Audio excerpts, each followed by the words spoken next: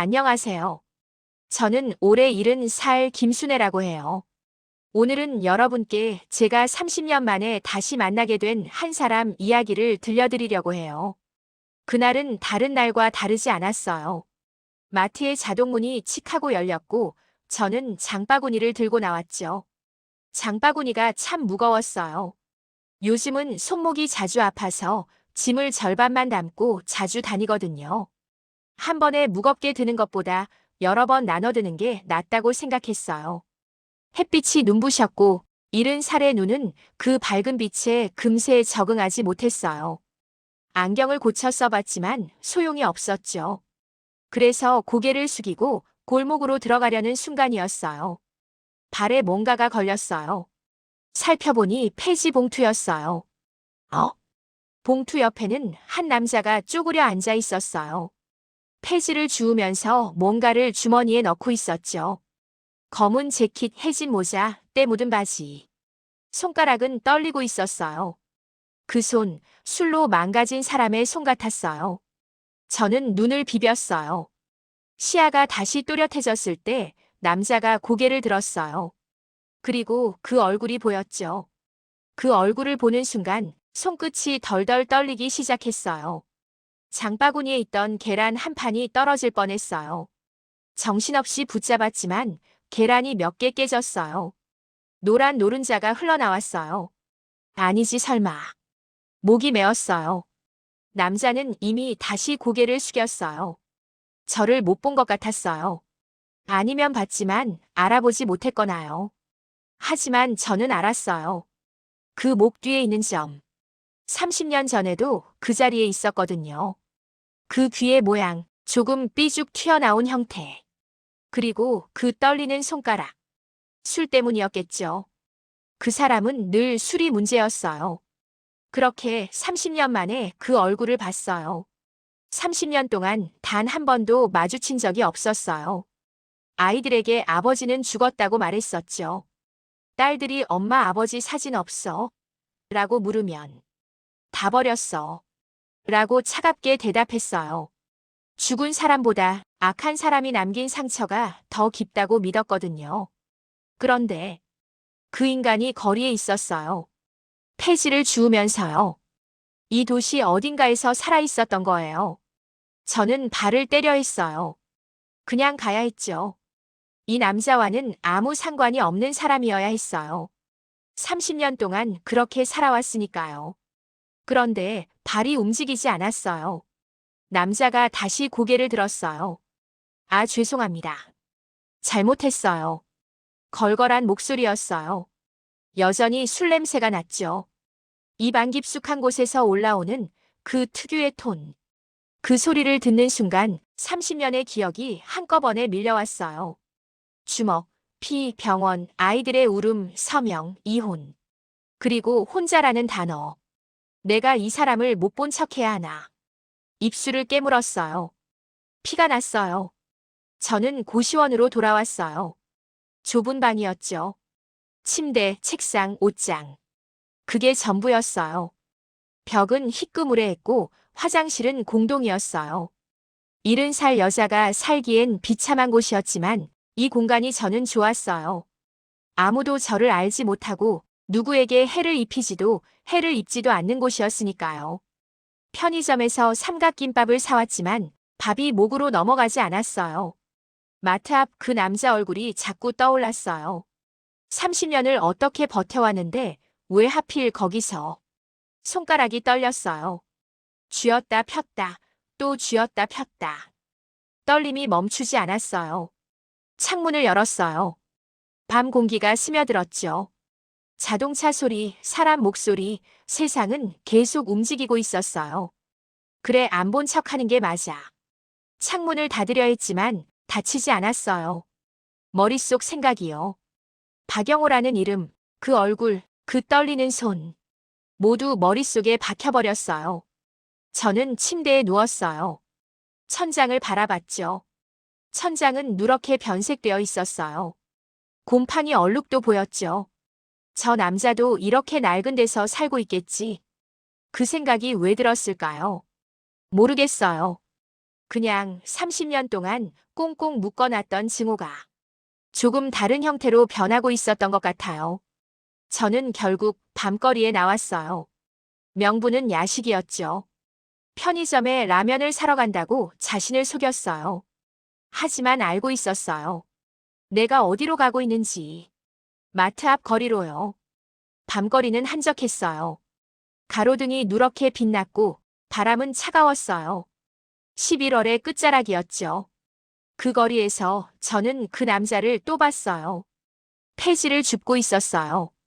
그는 여전히 저를 알아보지 못했어요. 밤이 더 그 얼굴을 가려줬거든요. 저는 뒤에서 그를 바라봤어요. 남자는 계단 옆에 비닐봉투를 뒤지고 있었어요. 손가락은 여전히 떨렸고 몸도 자주 떨렸어요. 추위 때문일 수도 있고 금단 증상 때문일 수도 있었겠죠. 그 모습을 보는데 제 입꼬리가 이상하게 올라갔어요. 웃음이 나왔지만 소리는 나지 않았어요. 목이 막혀서요. 눈물이었어요. 내가 저 사람을 저렇게 만들었나.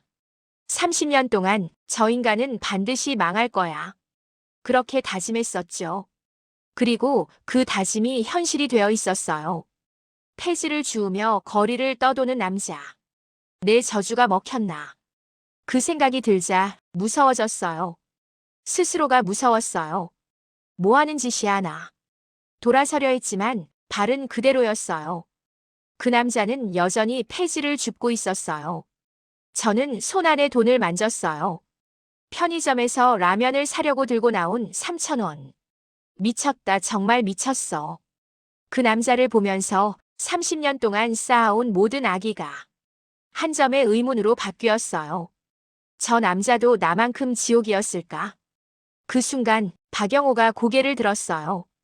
밤의 가로등 아래에서 우리의 눈이 마주쳤어요. 그 남자의 눈은 흐렸어요. 지치고 뿌옇고 무언가를 간직한 눈이었어요. 저는 시선을 피했어요. 빠르게 발걸음을 옮겼죠. 뒤는 돌아보지 않았어요. 하지만 귀는 그 남자의 움직임을 놓치지 못했어요. 폐지 봉투를 집어드는 소리, 걸음걸이, 그리고 무언가를 중얼거리는 목소리. 고시원방으로 돌아왔지만 잠은 오지 않았어요. 천장을 보며 스스로를 다그쳤죠. 내일은 안 갈 거야. 그냥 안 갈 거야. 그렇게 다짐했는데 이미 알고 있었어요.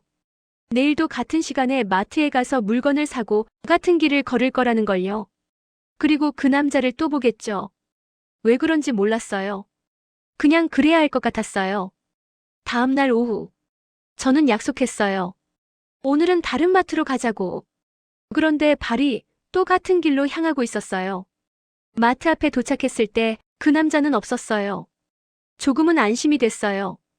근데 이상하게 조금은 실망스럽기도 했어요. 뭐 하는 짓이야 나? 혼잣말이 나왔죠. 결국 마트로 들어갔어요. 물을 사고 두부를 사고 계란을 샀어요. 어제와 똑같은 것들이었어요. 마치 어제를 반복하려는 사람처럼요. 계산을 마치고 나오니까 오후 3시 10분. 그리고 그가 있었어요. 거리 모퉁이에서 폐지를 줍고 있었어요. 어제와 똑같은 모습. 떨리는 손. 술 냄새. 그는 저를 보지 못했어요. 저는 그를 봤어요. 그 남자의 목덜미가 보였어요. 얇은 옷이었죠. 11월의 바람은 차가웠어요. 그 남자는 계속 떨고 있었어요. 저 남자 감기 걸리겠네. 자신도 모르게 그렇게 중얼거렸어요. 마트 봉투를 들고 그 앞을 지나갔어요. 아무 말도 하지 않았어요. 눈도 마주치지 않았죠. 그런데 귀는 여전히 그 남자의 소리에 집중하고 있었어요. 폐지를 집어넣는 소리. 낡은 신발 밑창이 바닥에 닿는 소리. 짧은 숨소리. 편의점에 들렀어요. 명분은 우유였죠. 하지만 마음속 이유는 달랐어요. 냉동식품 코너 앞에서 멈췄어요. 거기 도시락이 있었어요. 따뜻한 밥, 계란말이, 소시지. 그걸 보는데 손이 저절로 움직였어요. 도시락을 들고 있었죠. 이게 뭐 하는 짓이야? 손가락이 떨렸어요. 점원이 저를 쳐다봤어요. 괜찮으세요? 그 눈빛이 그렇게 말하는 것 같았어요. 저는 고개를 끄덕였죠. 얼마예요? 5,500원입니다. 5,500원. 그건 제 하루 식비였어요. 일주일 식비의 큰 부분이었죠. 그런데 돈을 냈어요. 손끝이 떨렸지만 냈어요. 그때 느꼈던 감정이 뭔지는 몰라요. 죄책감이었는지 아니면 다른 감정이었는지. 밤 8시. 저는 도시락을 들고 거리를 걸었어요. 그 남자는 여전히 그 자리에 있었어요. 뭐 하는 짓이야, 진짜. 혼잣말이 흘러나왔어요. 그 남자를 보자 가슴이 쿵 하고 내려앉았어요. 30년 만에 스스로의 의지로 그에게 다가가고 있었어요. 그는 벤치 옆에 앉아 있었어요. 폐지 봉투를 옆에 두고요. 저는 천천히 걸어갔어요. 저기요. 목소리가 떨렸어요. 그 남자가 고개를 들었어요. 네. 눈빛이 흐렸지만 왠지 착하게 느껴졌어요. 30년 전 주먹을 휘두르던 그 눈빛은 아니었어요. 지금 그 눈은 그저 지쳐 있었어요. 혹시 끼니 때우셨어요? 제가 물었어요. 그 남자는 당황한 듯 했죠. 저는 괜찮습니다. 많이 추운데 따뜻한 거 드세요. 도시락을 벤치 위에 내려놨어요. 그 남자의 눈이 흔들렸어요. 한참 동안 말이 없었어요. 그러더니 조용히 말했어요. 고마워요, 정말. 목소리가 떨렸어요. 그 목소리를 듣는 순간 가슴 깊은 데서 무언가가 쿵 하고 울렸어요. 저는 돌아섰어요. 뒤를 보지 않았죠. 하지만 들렸어요. 그가 도시락을 집어드는 소리, 숟가락이 용기에 닿는 소리, 그리고 아주 작은 울음소리 같기도 한 숨소리. 그때 멈춰섰어요. 뒤돌아봤어요. 그 남자는 눈을 감고 밥을 먹고 있었어요. 다시 고시원 침대에 누웠어요. 내가 미쳤나? 혼잣말을 했어요. 근데 이미 알고 있었어요. 그게 미친 게 아니라는 걸요. 무언가 달라지고 있었어요. 내일도 도시락을 사야 할 것 같았어요. 내일도 그 자리에 가야 할 것 같았어요. 내일도 그 남자를 봐야 할 것 같았어요. 그렇게 내일이 모레가 되고 모레가 사흘이 됐어요. 그 뒤로 매일 같은 일이 반복됐어요. 오후엔 마트에서 장을 봤어요. 밤엔 편의점에서 도시락을 샀죠. 그 도시락을 그 사람에게 건넸어요. 그 남자는 여전히 저를 알아보지 못했어요. 하지만 어느 날부터인가 그 남자가 저를 기다리는 것처럼 보였어요. 같은 벤치, 같은 시간. 폐지 봉투를 옆에 두고 앉아 있었죠. 안녕하세요. 제가 인사했어요. 아, 안녕하세요. 그 남자가 대답했어요. 이번엔 눈빛이 조금 더 맑았어요. 또 오셨네요? 그가 물었어요. 저는 대답하지 않았어요. 대신 도시락을 내밀었죠. 고맙습니다. 이렇게까지. 그 남자는 자꾸 미안해했어요. 가끔은 울기도 했어요. 그러던 어느 날 밤 그 남자가 조심스럽게 물었어요. 근데 혹시 저를 아세요? 그 말에 가슴이 철렁 내려앉았어요. 못 본 척해도 괜찮아요. 그가 중얼거렸어요. 모르겠지만 뭔가 낯익은 기분이 들어요. 그리고는 작게 웃었어요. 그냥 따뜻한 분이라는 게 느껴져요. 저는 아무 말도 못했어요. 그저 숨만 쉬고 있었어요. 그날 밤 고시원 방으로 돌아왔어요. 휴대폰이 울렸죠. 할머니 뭐해? 손자 준호였어요. 그냥 있어. 왜? 요즘 편의점 자주 가요? 왜? 아파트 편의점 점원 누나가 그러던데. 할머니가 매일 도시락을 사신대요. 근데 드시는 것 같진 않다고. 그 말에 손가락이 굳었어요. 할머니가 누구 줘요? 준호가 물었어요. 저는 대답하지 못했죠. 할머니? 그냥 거리에서 힘들어 보이는 사람 봤어. 도와주고 싶었어. 할머니, 그건. 준호가 말을 잇지 못했어요. 목소리가 떨렸어요. 할머니한테 그런 여유가 있어? 고시원비도 부족하잖아. 괜찮아. 할머니가 알아서 해. 할머니. 저는 전화를 끊었어요. 그날 밤도 저는 도시락을 들고 그 남자에게 갔어요. 그 남자는 여전히 그 자리에 있었어요. 안녕하세요. 그 남자가 인사했어요. 안녕하세요. 저도 인사했어요. 오늘도 오셨네요. 그가 말했어요. 저는 아무 말도 하지 않았어요. 그저 도시락을 내밀었죠. 혹시 제가 아는 분이세요? 그가 또 물었어요. 그 순간 30년 동안 묻어뒀던 말들이 입안에서 맴돌았어요. 당신은 모르겠지만 나는 당신을 알아요. 그 말을 삼켰어요. 그 남자는 눈을 깜빡였어요. 눈에 물기가 맺혀 있었죠. 누구신데 저한테 이렇게 친절하세요? 그 말이 들리는 순간 가슴이 찢어질 듯 아팠어요. 저는 돌아섰어요. 뒤는 보지 않았어요. 하지만 들렸어요. 그가 계속 중얼거리는 소리. 누구실까? 저 할머니 누구실까? 한 달쯤 지났을 때였어요. 저는 언제나처럼 도시락을 들고 그 거리로 나갔어요. 이젠 일상이 되어버린 일이었죠. 그런데 그 남자가 없었어요. 벤치는 비어 있었고 폐지 봉투도 보이지 않았어요. 주위를 둘러봤어요. 아무도 없었어요. 무심코 중얼거렸어요. 보통은 밤 8시쯤이면 그 자리에 있었어요. 그런데 밤 11시가 되도록 나타나지 않았어요. 저는 기다렸어요. 1시간, 2시간. 차가운 바람이 뺨을 스쳤어요. 그래도 가지 않았어요. 하지만 끝내 그는 오지 않았어요. 가슴이 철렁 내려앉았어요. 이게 뭐 하는 짓이야? 스스로를 다그쳤죠. 그 남자가 없어도 괜찮아야 했어요. 원래 없던 사람이잖아요. 30년 동안 잊으려 애썼던 사람이잖아요. 그런데 이상했어요. 가슴이 텅 빈 것처럼 아팠어요. 다음 날 오후 또 같은 거리를 갔어요. 없었어요. 그 다음 날도. 3일째 되는 날 깨달았어요. 찾아야 한다는 걸요. 그 남자의 주소도 연락처도 몰랐어요. 그저 폐지를 주우며 거리를 떠도는 남자라는 것만 알고 있었죠. 그래서 경찰서로 갔어요. 어떤 분이세요? 경찰관이 물었어요. 그냥 아는 사람이에요. 주소는요? 몰라요. 이름은 박영호인 것 같아요. 경찰이 컴퓨터를 두드리더니 잠시 후 놀란 얼굴로 말했어요. 박영호 씨요? 어제 응급실에 실려왔어요. 저체온증으로. 그 말을 듣는 순간 손끝이 얼어붙었어요. 병원으로 달려갔어요. 응급실 침대 위에서 그 남자는 산소 마스크를 쓰고 있었어요. 얼굴은 창백했고 손은 얼음처럼 차가웠어요. 의사가 말했어요. 72시간이 고비입니다. 알코올 중독, 영양 부족, 저체온증이 겹쳤어요. 그 말이 멀게 들렸어요. 귀가 멍했어요. 혹시 나 때문? 스스로에게 물었어요. 답은 없었어요. 밤 11시. 복도 벤치에 앉아 있었어요. 돈이 없어서 병원 대기실에서 잘 수도 없었어요. 그래서 복도에 앉아 있었어요. 벽에 기대서 눈을 감지도 못한 채. 새벽 3시쯤 간호사가 다가왔어요. 할머니 깨어나셨어요. 저는 벌떡 일어났어요. 환자분이요? 지금이요?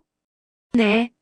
면회 시간은 아니지만 계속 할머니를 찾으세요. 순간 가슴이 덜컥 내려앉았어요. 저요? 네.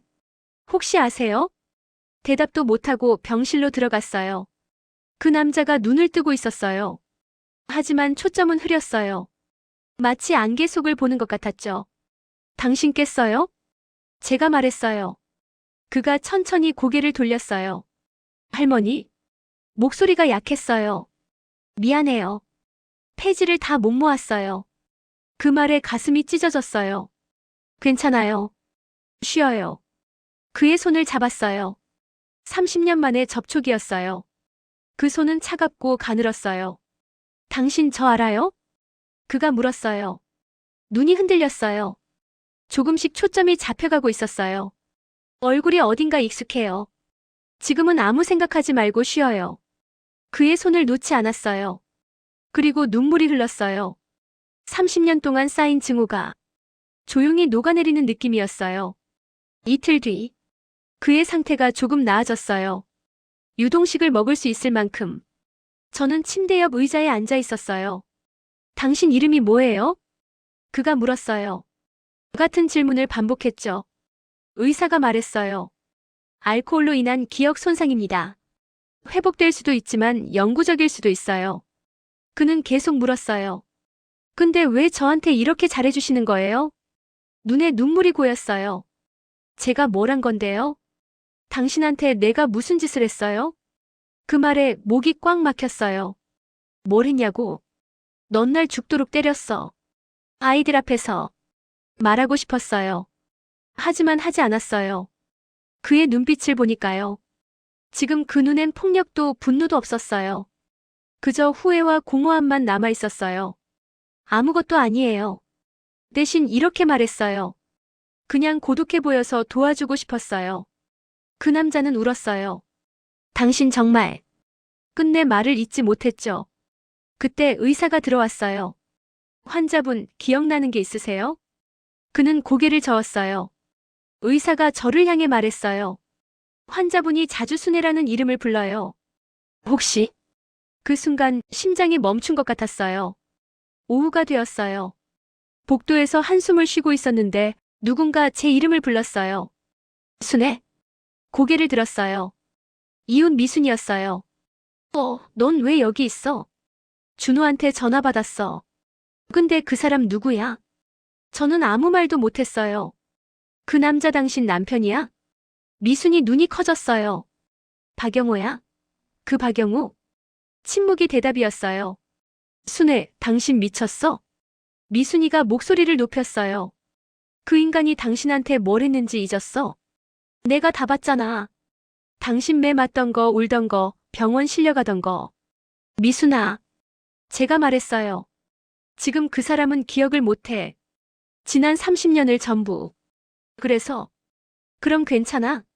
아니야. 안 괜찮아. 고개를 저었어요. 하지만 그 사람도 나만큼 지옥을 산 것 같아. 미순이가 한동안 말이 없었어요. 그리고 낮은 목소리로 중얼거렸어요. 당신 진짜 미쳤다. 하지만 그 말 뒤에는 눈물이 섞여 있었어요. 그날 밤 저는 병실로 돌아왔어요. 그 남자는 자고 있었어요. 그 곁에 앉아서 생각했어요. 이제 말해야 하나? 당신은 박영호예요. 30년 전 나를 때렸던 사람이에요. 그렇게 말해야 하나? 아니면 당신은 누군가의 남편이었어요. 근데 잘못된 선택을 했어요. 이렇게 말해야 하나? 그때 그 남자가 눈을 떴어요. 할머니? 네. 혹시 당신이 제 아내세요? 그 말에 손끝이 떨렸어요. 30년 만에 들은 단어였어요. 아내. 아니에요. 입으로는 그렇게 말했지만 마음은 아니었어요. 근데 당신이 저를 찾고 있었어요. 제가 말했어요. 기억은 없어도 당신 마음이 나를 기억하고 있었던 거예요. 그의 눈에 눈물이 맺혔어요. 미안해요. 내가 뭘 한 건진 몰라도 정말 미안해요. 그 손을 다시 잡았어요. 그 순간 30년간의 저주는 조금씩 풀려나가고 있었어요.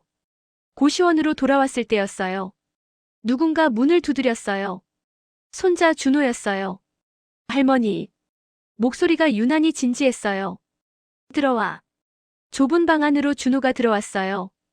이제 25, 키가 훌쩍 큰 청년이었죠. 할머니, 미순이 이모한테 들었어. 병원 신세를 지고 있다면서. 저는 아무 말도 하지 않았어요. 그 사람 할아버지야? 준호의 목소리가 떨렸어요. 저는 침묵했어요.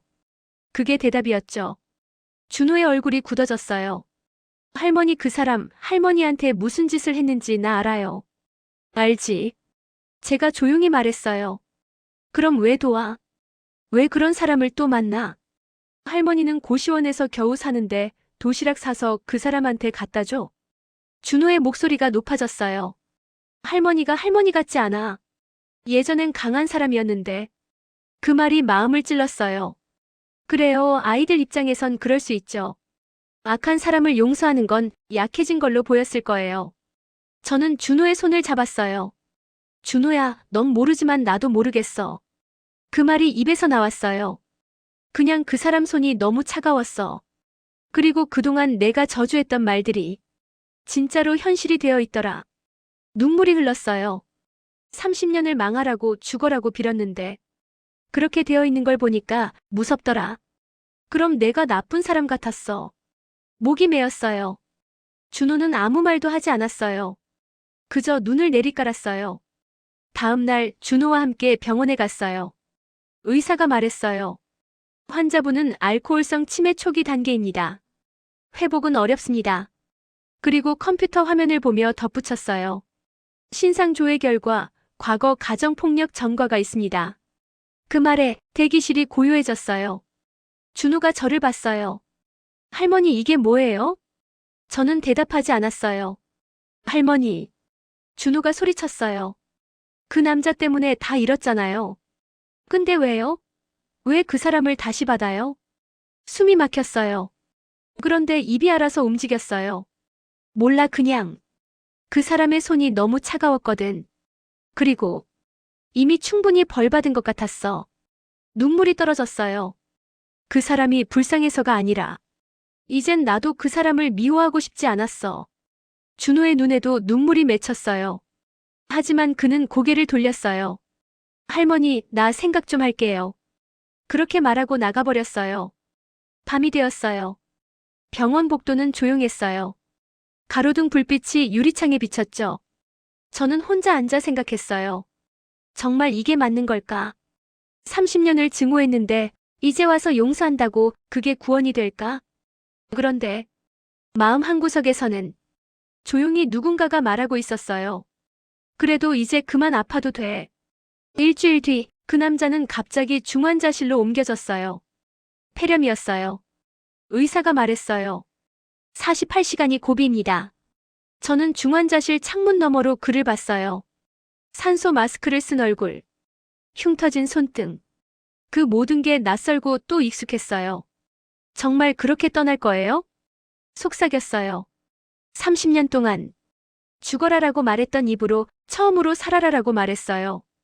다음날 새벽 준호에게 전화가 왔어요. 할머니, 할아버지 상태 나빠졌어? 그 말에 잠시 숨이 멎었어요. 처음으로 준호가 그를 할아버지라고 불렀어요. 응, 아직 중환자실이야. 할머니, 나 미안해요. 할머니가 왜 그러는지 이제 조금 알 것 같아요. 나도 같이 있을게. 그 말에 눈물이 쏟아졌어요. 그는 결국 깨어났어요. 폐렴이 나아졌고 의사는 고비를 넘겼다고 했어요. 병실 안에는 세 사람이 있었어요. 저, 준호, 그리고 미순이. 그가 천천히 눈을 떴어요. 할머니. 그가 불렀어요. 응. 저 맨날 같은 꿈을 꿔요. 그가 속삭였어요. 누군가가 저를 안아주는 꿈이요. 근데 그 얼굴이 안 보여요. 그의 눈에서 눈물이 흘렀어요. 그런데 지금 당신을 보니까 그 사람이 당신인 것 같아요. 그 말에 가슴이 철렁 내려앉았어요. 제가 당신한테 뭘 잘못했나요? 그가 물었어요. 그 한마디에 30년의 세월이 한꺼번에 무너졌어요. 당신 이름은 박영호예요. 처음으로 그 이름을 입 밖으로 꺼냈어요. 그가 눈을 크게 떴어요. 박영호 익숙한데 잘 모르겠어요. 그래요, 그게 당신이에요. 당신은 제 남편이었어요. 30년 전에 나를 때렸죠. 아이들 앞에서. 그래서 떠났어요.